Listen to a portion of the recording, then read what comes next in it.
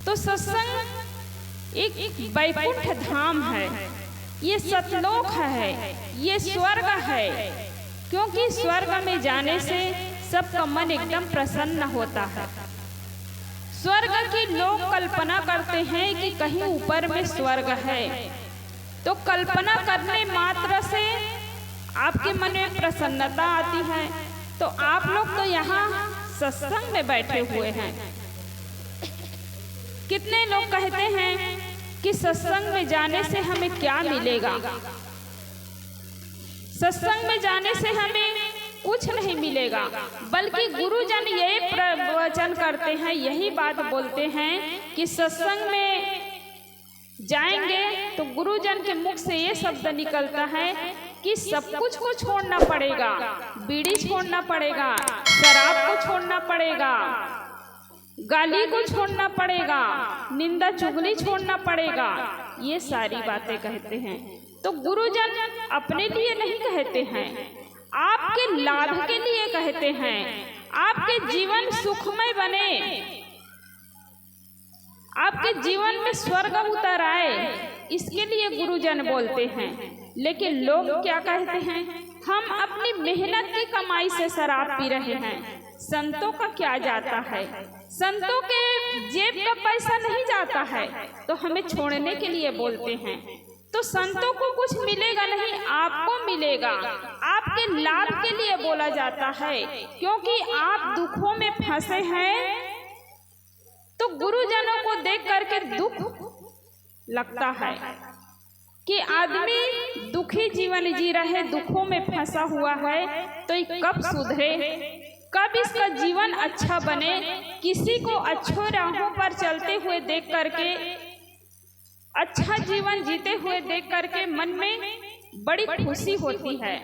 देखिए, मन में खुशी होती है तो हमें मिल रहा है कि उनको लाभ मिल रहा है, उनको मिल रहा है। लेकिन लोग ये नहीं समझते हैं। ज्ञान की चर्चा करते हैं संत गुरुजन, बुराइयों को छोड़ने की बात करते हैं, तो लोग कहते हैं कि हमारा जीवन दुख में फंसे हैं तो दूसरों को क्या लेना देना, हमारा जीवन बिगड़ा है तो दूसरों को क्या लेना देना। अपनी बुराई भी सुनना नहीं चाहता है लोग। तो गुरुजन संसार को, पूरे संसार को अपना मानते हैं। कोई मेरी माँ है, कोई मेरे बाप है, कोई मेरे भाई है, भैया है, चाचा है, मामा है, ये रिश्ता नहीं होता है। संत जन सबको अपना मानते हैं। अब व्यवहार के लिए तो अपना मानना पड़ेगा, परमार्थ में कोई किसी का नहीं होता है, व्यवहार में सब अपना है। तो गुरुजन पूरे संसार को अपना मान करके जगाते हैं कि जागो लोगो, आंख खोलो, सो चुके हो अब ना सोना। अब बहुत सो चुके हो। सोने का मतलब कि आप रात में आंख बंद करके सोते हैं, ये सोना नहीं कह रहे सदगुरु। कि मोह की नींद में, लोभ की नींद में, क्रोध की अवस्था में आप सोए हुए हैं, तो उससे जागो। और ये भजन है, भक्ति है, सत्संग है, इसमें लगो। तो सत्संग में जो जाता है उसका जीवन स्वर्ग बनता है, उसको वैकुंठ मिलता है। एक व्यक्ति ने सुन रखा था लोगों के द्वारा कि जो सत्संग में जाता है उसको वैकुंठ मिलता है। तो वह किसी के कहने पर आ गया, ठीक है, आ गया, सत्संग में बैठा, और सत्संग में उसका मन नहीं लग रहा। आप यहाँ पर बैठे, कहीं खेत में आपका मन चला गया, परिवार में आपका मन चला गया, दुकान में आपका मन चला गया, क्या आप सत्संग से लाभ ले सकते हैं? नहीं ले सकते हैं। बैठे तो है यहाँ पर, तन बैठा है, लेकिन मन कहीं और है। तो गुरुजन ज्ञान की बारिश कर रहे हैं। जब बारिश होती है, रात में ही बारिश हुई, तो सुबह उठकर देखे तो छत पर गए तो जहाँ जहाँ गड्ढा है वहाँ पानी भरा था, और जहाँ ऊपरी भाग है वहाँ सूख गया था। तो ऐसे ही पानी जब बरसता है तो जहाँ गड्ढा होता है वहाँ पानी कुछ देर भरा रहता है, और जो ऊपरी भाग है उससे पानी तुरंत सूख जाता है। ऐसे ही संत जन ज्ञान की बारिश करते हैं तो उसी के हृदय में ठहरता है जिसका हृदय पवित्र होता है, जिसका मन निर्मल होता है। अब मन कहीं भटक रहा है, मन में कहीं गंदगी जमी है, तो वो सत्संग से लाभ नहीं लेगा। 2 घंटा 3 घंटा इस जगह पे आप बैठेंगे, लेकिन यहाँ से उठ करके जाएंगे तो क्या सुने हैं एक शब्द भी समझ में नहीं आएगा, क्योंकि आपका ध्यान कहीं अलग है, आपका मन कहीं अलग दौड़ रहा है। या सोच रहे कि सत्संग कब समाप्त होगा, 6 बजे तक चलेगा कि 7 बजे तक चलेगा कि 8 बजे तक चलेगा। तो यहाँ सत्संग से सब उठेंगे तब अपना काम में जाएंगे, तो इससे आप कभी लाभ नहीं ले सकते हैं। तो व्यक्ति जो है वो सुन रखा था कि सत्संग में जाने से वैकुंठ मिलता है, अब सत्संग में तो आ गया, अब देख रहा है कब वैकुंठ मुझे मिले, कब ऊपर से विमान आए मुझे लेने के लिए, कि विमान में चढ़ करके मैं वैकुंठ धाम जाऊं, ऊपर से विमान आए। वो देख रहा है, इंतजार कर रहा है, अब फिर उसको कुछ नहीं मिला। देखिए सत्संग का महिमा वो जानता ही नहीं है, सत्संग की बातों को कुछ समझता ही नहीं है, वो तो लोगों के कहने पर आ गया था। मन नहीं लग रहा सत्संग में, फिर क्या करता है, सत्संग से बैठा था वो उठा, खड़ा हुआ, संतों को खूब गाली देने लगा, सत्संग करवाने वाले को खूब गाली देने लगा, पुजारी को गाली देने लगा, जितने सत्संग सुनाने वाले थे सबको खूब उल्टा सीधा बोले, खूब गाली देने लगे। अब फिर क्या होता है, नारद जी देखते हैं, नारद जी आ रहे थे कहीं से, देखते हैं कि यहाँ ये कोई मूर्ख व्यक्ति है जो संतों को गाली दे रहा है। संतों की पूजा तो भगवान संतों की पूजा करते हैं, गुरुजनों की पूजा करते हैं, और संतों से बढ़ करके, गुरुजनों से बढ़ करके इस दुनिया में कोई है ही नहीं। लेकिन ये कैसे बेवकूफ आदमी है कि गुरुजनों को गाली दे रहा है, उल्टा सीधा बोल रहा है। तब नारद जी कहते हैं कि क्या हुआ है, तो वह व्यक्ति ने कहा कि लोग कहते हैं कि सत्संग में जाने से वैकुंठ मिलता है, लेकिन मैं तो सत्संग में खूब देर तक बैठा रहा, मुझे कुछ नहीं मिला। मैं तो वैकुंठ में जाने के लिए वो देख रहा था कि कब विमान आए, मुझे बिठा करके ले जाए, कुछ आया नहीं। वह वैकुंठ तो वैकुंठ, एक कप चाय पूछने वाला भी कोई नहीं।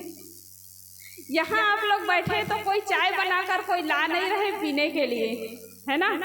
उसका भी एक समय होता है कि आज समय से चाय मिले, समय से भोजन मिलेगा, सब कुछ मिलेगा, पानी। लेकिन आप कहे कि सत्संग में बैठे तो नाश्ता बांटे, चाय बांटे, ऐसा थोड़ी होता है, आपका ध्यान उस सत्संग में नहीं लगेगा। तो वहाँ व्यक्ति ने कहा कि वैकुंठ की बात तो दूर, मुझे एक कप चाय पूछने वाला भी कोई नहीं वहाँ पर। तब कहने लगे नारद जी से, आप सत्संग की महिमा जानते हैं, आप बताइए मुझे सत्संग की क्या महिमा है। तो नारद जी ने कहा, सत्संग तो मैं भी करता हूँ, लेकिन सत्संग की महिमा मैं भी नहीं जानता हूँ। तो चलो एक काम करते हैं, ब्रह्मा जी के पास चलते हैं। ब्रह्मा जी के पास पहुँचे दोनों, वह व्यक्ति और नारद मुनि। तो कहने लगे क्या हुआ है कि नारद किसको लेकर के मेरे पास आ रहा है, कौन व्यक्ति है ये।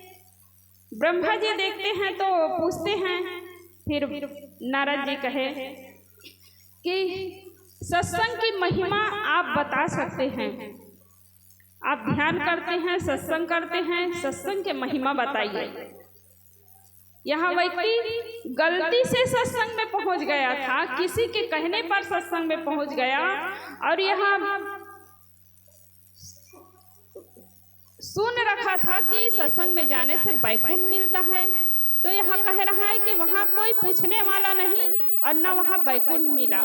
तो मेरे पास आया, सत्संग की महिमा पूछा, तो मैं आपके पास आया। तो ब्रह्मा जी ने कहा कि मैं भी सत्संग करता हूँ, लेकिन सत्संग की महिमा मैं भी नहीं जान पाता हूँ। तो चलो एक काम करते हैं, शिव जी के पास चलते हैं। तो तीनों शिव जी के पास पहुँचने लगे। शिव जी ध्यान में बैठे हुए थे।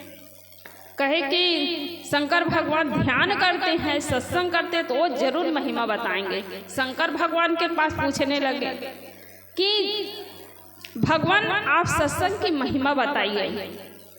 तो शिव जी कहने लगे मैं भी तो ध्यान करता हूँ, सत्संग करता हूँ, लेकिन सत्संग की महिमा मैं भी नहीं बता सकता। तो विष्णु भगवान के पास चारों व्यक्ति पहुँचे, शंकर भगवान, ब्रह्मा जी और नारद मुनि और वह व्यक्ति विष्णु भगवान जी के पास पहुँचे। तो विष्णु भगवान जी से सब लोग विनय प्रार्थना करने लगे। तो विष्णु भगवान जी ने कहा कि बैकुंठ की बात तो यहाँ पर तुम खड़े हो कौन सी जगह है? वह व्यक्ति से पूछा कि यह कौन सी जगह है? तुम थोड़ा देर के लिए सत्संग चले गए। उस व्यक्ति से कहा थोड़े देर के लिए ही तुम सत्संग चले गए, किसी के कहने पर, वो भी, और आज तुम बैकुंठ में आ चुके हो। लेकिन बैकुंठ में आकर भी बैकुंठ क्या है उसको तुम नहीं जान सके हो। और कहने लगे नारद मुनि से कि इस व्यक्ति को तुम ले जाओ, बैकुंठ में आकर भी बैकुंठ को नहीं जान पा रहा है, सत्संग की महिमा को नहीं जान पा रहा है। तो कहने का मतलब है कि यह सत्संग में आने से बैकुंठ मिलता है, स्वर्ग मिलता है। तो यह कोई देखने की चीज नहीं है, ये अनुभव करने की चीज है। एहसास कर सकते हैं, अनुभव कर सकते हैं कि आपका मन कैसा लग रहा है, सत्संग में आने से आपका मन कैसा लग रहा है, ये सब अनुभव कर सकते हैं।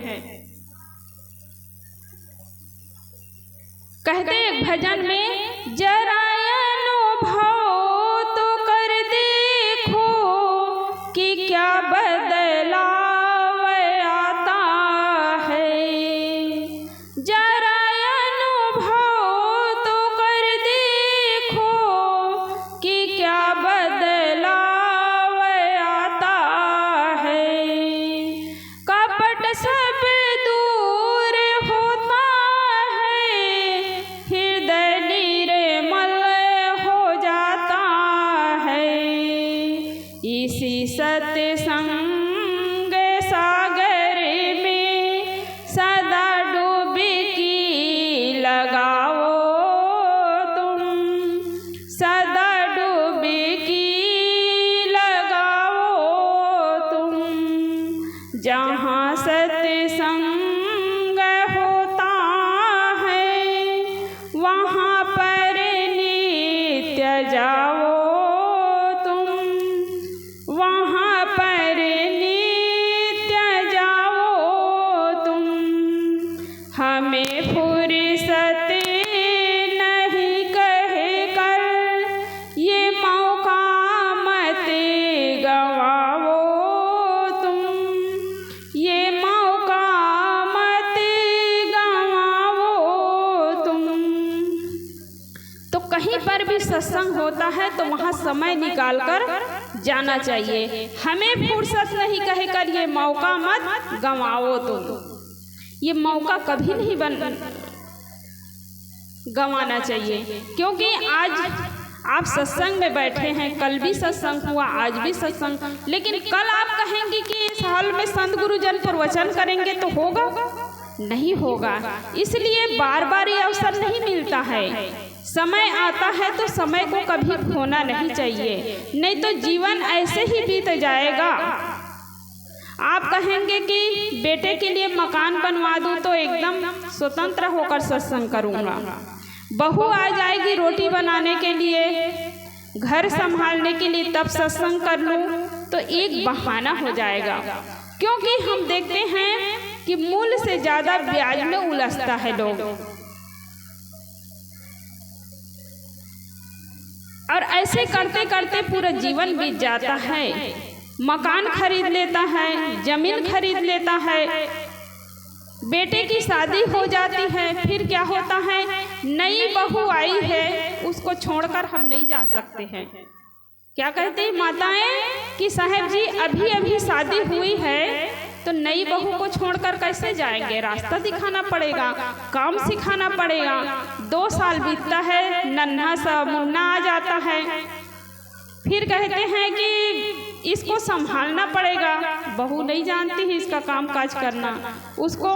फिर वो 3 साल हुआ, वो नन्हा सा मुन्ना जन्म लिया है, वो चलना शुरू हो गया। और चलना शुरू हो गया तब उसको देख रेख करना हमारी बूढ़ी माताओं का काम है, तो उसको संभालना। तो ये जीवन ऐसे ही बीत जाएगा। आप सोचते हैं कि बेटे की शादी कर दूं, बेटी की शादी कर दूं, स्वतंत्र कभी नहीं हो सकते हैं। उसी बीच में ही आपको समय निकालना पड़ेगा। और ऐसे करते करते एक दिन बुढ़ापा आ जाता है। अब बुढ़ापा आता है तो आप बहू की शिकायत, बेटे की शिकायत चालू कि बहू पानी नहीं देती है, बहू रोटी के लिए नहीं पूछती है, एक कप चाय नहीं देती, तो कब भजन करेंगे। जवानी में आप सोच रहे कि बेटे बहू आ जाए, बेटे बहू के बाद आपकी शिकायत चालू हो गई। ऐसे करते करते पूरा जीवन बीत जाएगा। इसलिए बचपना नादान है, बुढ़ापा लाचार है, जवानी में कुछ नहीं किया तो जिंदगी बेकार है। इसलिए कहते हैं भजन कर मस्त जवानी में, बुढ़ापा किसने देखा है। वो भजन गा लेते हैं 1-2 लाइन। भजन करे मस्त जवानी में, बुढ़ापा किसने देखा है। भजन करो मस्त जवानी में, बुढ़ापा किसने देखा है। आँख से अंधे हो जाओगे, आँख से अंधे हो जाओगे, दरस तुम्हें कर नहीं पाओगे, ग्रंथ तुम्हें पढ़ नहीं पाओगे। दरस करो मस्त जवानी में, बुढ़ापा किसने देखा है। भजन करो मस्त जवानी में, बुढ़ापा किसने देखा है। कान से बहरे हो जाओगे, कान से बहरे हो जाओगे, भजन तुम्हें सुन नहीं पाओगे, भजन तुम्हें सुन नहीं पाओगे। भजन सुनो मस्त जवानी में, बुढ़ापा किसने देखा है। भजन करो मस्त जवानी में, बुढ़ापा किसने देखा है। हाथ से लूले हो जाओगे, हाथ से लूले हो जाओगे, सेवा तुम्हें कर नहीं पाओगे, दान तुम्हें कर नहीं पाओगे। सेवा करो मस्त जवानी में, बुढ़ापा किसने देखा है। दान करो मस्त जवानी में, बुढ़ापा किसने भजन करो मस्त जवानी में, बुढ़ापा किसने देखा है। पैर से लंगड़े हो जाओगे, पैर से लंगड़े हो जाओगे, सत्संग तुम्हें जा नहीं पाओगे, सत्संग तुम्हें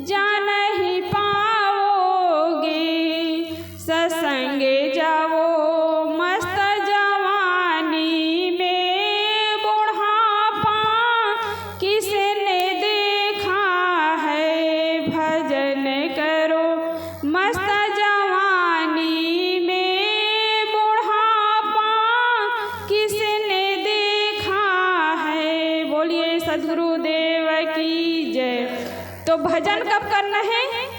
जवानी में। और बुढ़ापा में कुछ नहीं होगा।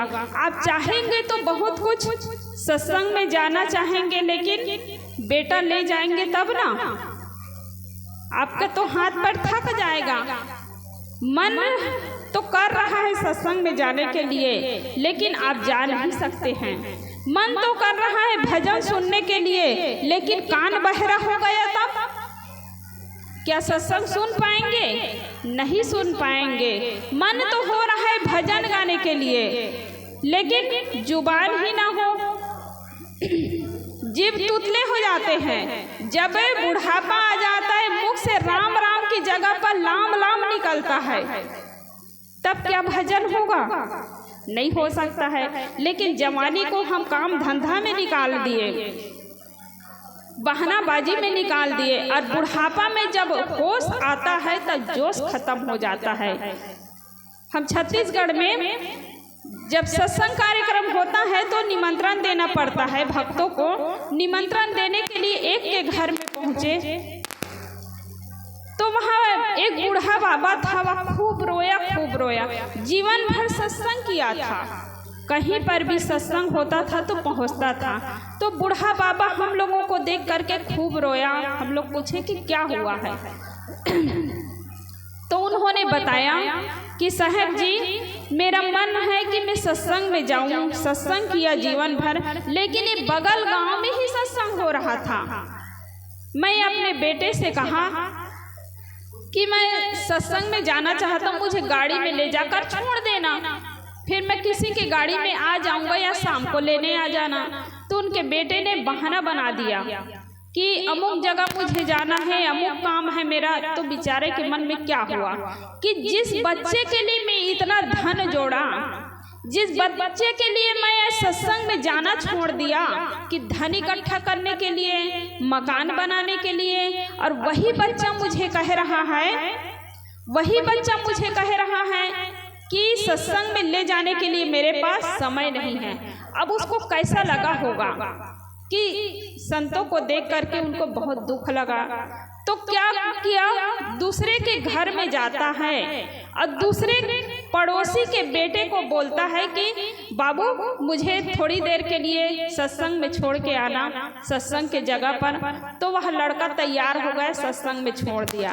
सत्संग में तो चला गया, सत्संग सुन लिया, लेकिन उनके मन में ये दुख लगा कि मैं जिस बेटे के लिए इतना समय दिया, धन जोड़ा, दिन रात एक करके पसीना गला करके इनके लिए सब कुछ किया, और यही मेरे लिए कुछ नहीं कर रहा है, तो ऐसे व्यक्ति ही दुखी होता है। आपके पास यदि धन है, आपके पास रुपये हैं, तो आप केवल अपने परिवार के लिए ही न लगाए, बल्कि उसी में से आप गुरुजनों के लिए, गुरुजनों के चरणों में समर्पित करें। कहीं दिन दुखी हैं, जिसको पैसे की जरूरत है, जो बच्चा पढ़ लिख नहीं पा रहा है, पेन कापी की जरूरत है, उसको दीजिए। कोई बच्चा है फटा पुराना कपड़ा पहना है, कपड़ा खरीदने के लिए उनके माँ बाप के पास पैसे नहीं हैं, ऐसे बच्चों को आप दीजिए। आप कितने जोड़ी साड़ी पहने हैं, कितने जोड़ी चप्पल जूता पहने हैं, आज आपको याद नहीं है। कितने महंगे महंगे पसंद के याद नहीं है। अगर उसी में से आप किसी जरूरतमंद की सेवा हो जाती तो आपको जीवन भर नहीं भूल सकेगा। आप अपने बच्चों के लिए, अपने परिवार के लिए कितना मेहनत करके करते हैं, लेकिन बच्चा वही बड़ा होता है तो क्या कहता है, बच्चा बड़ा होता है तो क्या कहता है, हमारे लिए क्या किए हैं। कई बेटे जो हैं माँ बाप से शिकायत करते हैं, माँ बाप से तो बनता नहीं, शादी होती है, पत्नी आ जाती है तो माँ बाप बुरे लगने लगते हैं, माँ बाप के अंदर में दोष देखा जाता है, और टूटे हुए मकान में, फूटे हुए मकान में छोड़ करके अपना अलग नया मकान बना लेता है। और उसमें भी क्या कहते हैं, हम जब अलग हुए तो हमारे माँ बाप ने हमें कुछ भी नहीं दिया। तो आपको माँ बाप ने जन्म दिया, आपके शरीर को ये तैयार किया, आपको पाले पोसे। यदि उसी समय आपको छोड़ दिया जाता तब क्या होता? आपको इतना स्वस्थ शरीर दिया, उससे बढ़कर कुछ नहीं है, ये शरीर से बढ़कर कुछ भी नहीं है। लेकिन लोग यही कहते हैं कि माँ बाप ने हमें कुछ भी नहीं दिया, माँ बाप पाल पोस करके बड़ा किए, जन्म दिए, इसके ऋण भी आप चुका नहीं सकते हैं। लेकिन आप शिकायत करते हैं। कितने लोग कहते हैं माँ बाप को साथ में रखते हैं और कहते हैं हमने माँ बाप को अपने साथ में रखा। देखिए, माँ बाप को अपने साथ में रखा, माँ बाप के साथ में आप हो, लेकिन माँ बाप को साथ में नहीं रखे हैं, बल्कि माता पिता के साथ में आप है कि माता पिता की ही जमीन है, माता पिता की कमाया हुआ धन है, और आप कहते हैं कि हम माँ बाप को साथ में रखे हैं। आप माता पिता के साथ हो, लेकिन आदमी जो है वही धन संपत्ति का अहंकार होता है। धन के अहंकार में, धन के लोभ में आदमी अपने परिवार को छोड़ दिया जाता है। परिवार के लिए कोई लगाव नहीं, माता पिता को छोड़ दिया जाता है, भाई भाई को छोड़ दिया जाता है, यही धन के लिए। तो धन बड़ा नहीं है, आपका परिवार बड़ा है। तो परिवार से प्रेम करें, धन से नहीं करना चाहिए। धन से करते हैं तो एक दिन धन तो यहीं छूट जाएगा, पद तो यहीं छूट जाएगा। देखिए, आप जिस जमीन को आप अपना कहते हैं, उसी जमीन को कितने लोग अपने नाम से रजिस्ट्री करवाए। आपके दादा बाबा परपाजा जमीन वही की वही है, और आपके पास जमीन है, आप उसको बेच देंगे तो किसी और के नाम हो जाएगा, किसी और का नाम हो जाएगा, वो भी कहेगा कि ये मेरा है। अब मेरा कहते कहते ये सब कुछ छूट जाएगा। इसलिए ये सब कुछ तो छूटेगा, तो इसी बीच में आप कुछ धर्म की कमाई करें, कुछ पुण्य की कमाई करें, और वही संग साथ में जाने वाले हैं। लेकिन जो संग साथ में जाने वाला है उसके लिए लोगों के पास समय नहीं है। जो संग साथ में जाएगा वही अपना है। इसलिए कहते हैं संग चले सोई